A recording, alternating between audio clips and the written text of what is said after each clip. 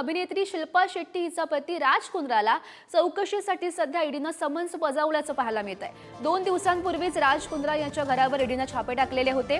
Pornography प्रकरणात राज कुंद्रा यांची आता पुन्हा एकदा चौकशी होणार आहे। सोमवारी सकाळी 11 वाजता ईडी समोर हजर राहण्याचे आदेश देण्यात आल्याचं पाहायला मिळत आहे। महत्त्वाची अपडेट आपण सध्या ही पाहू शकतो।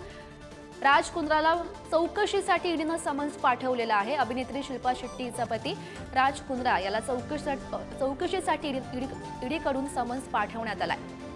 आपण पाहिलेलं होतं 2 दिवसांपूर्वीच राज कुंद्रा यांच्या घरावर ईडीने छापे टाकलेले होते आणि त्या संदर्भात राज कुंद्रा यांची पुन्हा चौकशी होणार आहे।